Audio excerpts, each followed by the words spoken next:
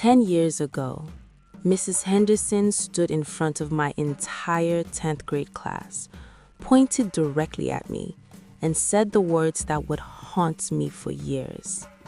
"Sarah, you're fat and lazy, and if you don't change, you'll never amount to anything." The classroom erupted in laughter while I sat there, my face burning with shame, tears streaming down my cheeks, wanting nothing more than to disappear into the floor beneath me. That moment broke something inside me, but it also ignited a fire that would eventually transform my entire life in ways I never could have imagined. Fast forward to last Monday, and I'm sitting in the principal's office of that very same school, but this time, everything is different because I'm no longer the humiliated student. I'm the new principal, and Mrs. Henderson just walked through my door for her annual performance review. The look on her face when she realized who I was is something I'll never forget. That mixture of shock, disbelief, and maybe even a hint of fear as the power dynamic completely reversed. But here's where the story gets really interesting, because what I did next isn't what you're probably expecting, and it taught me more about leadership, forgiveness, and true strength than any degree or certification ever could. After that devastating day in 10th grade, I went home and made a decision that I was going to prove her wrong, not through revenge, but through relentless self-improvement and determination to become someone who could make a real difference in students' lives. I started waking up at 5 a.m. every single day to exercise before school, not because I was ashamed of my body, but because I wanted to prove to myself that I had discipline and strength that Mrs. Henderson never saw. My grades, which had been average at best, suddenly became my obsession as I studied late into the night, joined every academic club I could find, and pushed myself harder than I ever thought possible. The weight came off naturally as I fell in love with running, but more importantly, I fell in love with the person I was becoming, someone who refused to let another person's cruelty define their worth or limit their potential. I graduated as valedictorian, got a full scholarship to a prestigious university, earned my master's in education, and then my doctorate, all while working multiple jobs and never forgetting that scared, humiliated girl in Mrs. Henderson's classroom. Every time I wanted to quit, every time the journey felt too hard, I thought about that moment and used it as fuel to keep pushing forward, to keep proving that one person's judgment doesn't have to be your destiny. I spent 15 years working my way up through the education system, starting as a teacher myself, where I made it my mission to never, ever make a student feel the way Mrs. Henderson made me feel, then becoming a vice principal, and finally applying for the principal position at my old high school when it opened up. When I got the call offering me the job, I sat in my car and cried for 20 minutes, not because I was sad, but because that terrified 10th grader inside me finally felt validated, finally felt like she mattered, finally felt like she had won. My first few weeks as principal were a whirlwind of meetings, policy reviews, and getting to know the staff. And I knew Mrs. Henderson was still teaching there, but I wasn't sure if she would remember me since she'd had thousands of students over the years. Then came the day of her performance review, and as she walked into my office, I could see her doing a double take, her eyes scanning my nameplate, then my face, then back to the nameplate as the realization slowly dawned on her. "Sarah?"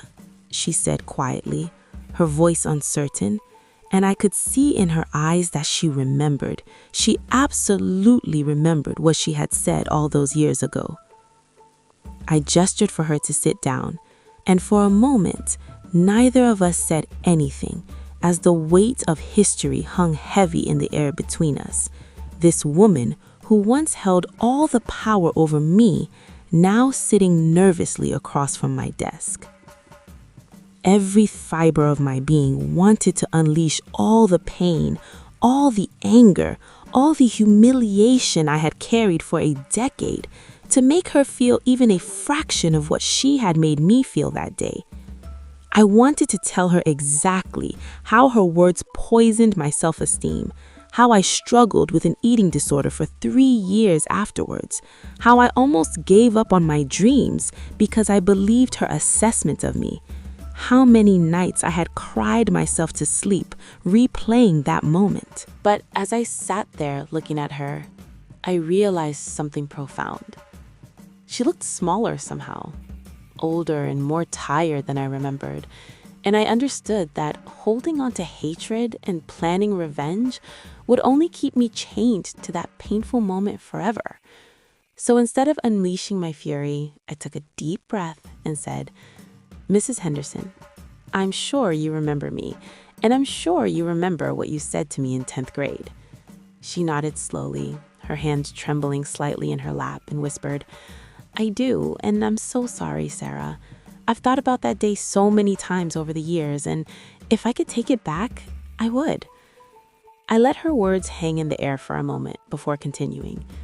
"What you said to me was cruel and unprofessional, and it caused me real harm that took years to overcome. But it also became the catalyst for me to prove to myself that I was capable of so much more than you or anyone else believed." I opened her personnel file and began discussing her actual performance review, pointing out areas where she excelled, particularly her knowledge of literature and her ability to create engaging lesson plans, but also addressing concerns that had been raised about her classroom management style and her communication with students. "Several students have reported feeling discouraged or belittled by comments you've made," I told her, watching her face fall as she realized that her teaching style had apparently not changed much over the years. "Mrs. Henderson, I didn't become an educator to punish former teachers or settle old scores. I became an educator because I believe every single student deserves to be seen, valued, and encouraged, regardless of their appearance, their struggles, or their current performance." I explained that I was putting her on a professional improvement plan, not as punishment, but as an opportunity for growth, requiring her to attend workshops on positive reinforcement, trauma-informed teaching, and building student confidence. "I'm also assigning you a mentor teacher who specializes in creating supportive classroom environments because I genuinely believe you can become a better educator, the same way I became a better version of myself after you told me I never would." The tears that had been welling up in her eyes finally spilled over, and she said something I never expected to hear. "You're showing me more grace than I ever showed you, and I don't deserve it." I leaned forward and replied, "Maybe you don't, but grace isn't about what people deserve. It's about who we choose to be when we have the power to hurt someone the way they hurt us."